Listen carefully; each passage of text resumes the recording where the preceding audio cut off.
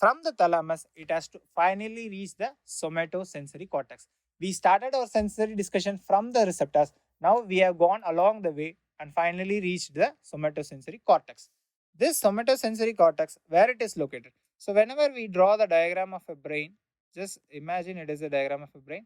There is one important sulcus called as the central sulcus. This is one of the most important sulcus, that is the central sulcus.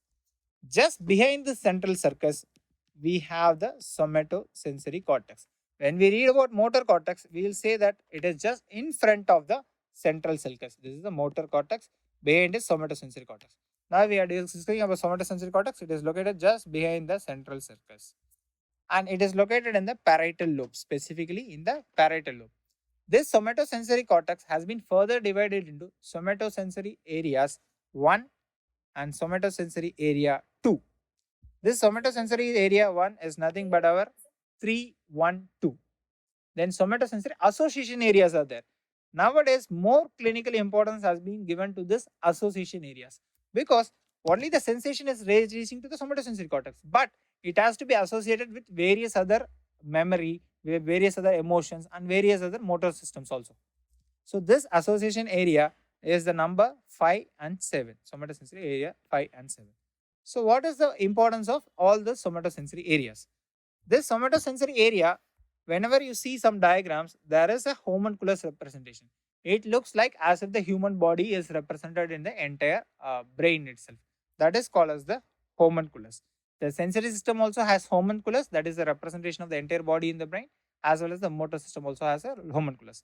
For the sensory system, the lip has a maximum representation because most of the taste sensation and everything the human understood the external world by touching the air with their lips. So this lips has a maximum representation in the sensory homunculus. Function of the somatosensory association area, somatosensory area 1. Now we are going to discuss about the area 1. Already we saw the cortical sensation has to be interpreted by the somatosensory cortex. So what were the cortical sensations? 2-point discrimination, tactile localization, stereognosis, graphesthesia. And not only that, it helps to judge the weight as well as the texture. Suppose if I give any subject two different objects, with closing eyes itself, he will be able to judge the heavier one. So this is an example of a judging weight and texture. He can tell like it is soft, it is smooth, anything about the texture he can comment about. All this are done by the somatosensory area 1. And if the person is not able to do stereognosis, what is it called as? It is called as astereognosis. If graphesthesia is gone, it is called as agraphesthesia. Then if all the sensations are gone, what is it called as? It has one beautiful name. Now what will happen? The subject will be kept, suppose if you keep anything in his hand, he will be able to touch it, but he will not be able to interpret any feature of it. What is it? Hand is there, but is it being useful? It is called as useless hand syndrome. Hand is there. Don't think that the hand is chopped off. Hand is there, but its function of recognizing an object is completely lost because my sensory cortex is not helping. It is called useless hand syndrome. It is also called as tactile apraxia. Apraxia means not able to feel the sensations. Tactile apraxia is tactile sensation or not felt. So this is the whole functional areas of the somatosensory area 1. Now coming to the somatosensory area 2. Somatosensory area 2, it does not have a very significant role. They just say that it is involved in cognitive differentiation of the various different stimuluses. It doesn't have any very important functions. Now coming to the association areas. I told you nowadays association area is very, very important. Suppose if you are given a gift, okay, that gift might not be meaningful for the other person. But if it is your beloved one who has given, suppose for your example, boyfriend or his girlfriend has given you a gift, whenever you see that gift, not only the structure is visible, you will not be able to feel it. Now, not only the structure, but you will be able to decipher the deeper meaning, like how loving they are towards you. This deciphering is done with the help of somatosensory association area. Then it is also doing the morphosynthesis. Any complex object is present to it, our brain is able to perceive with the help of somatosensory association areas only.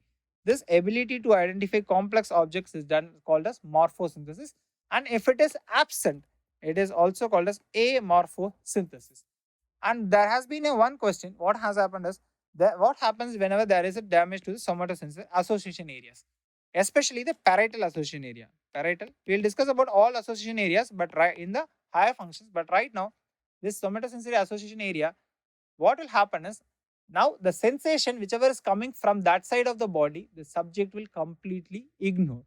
This is called as hemi-neglect syndrome. This is called as hemi-neglect syndrome. The subject completely ignores the stimulus from it.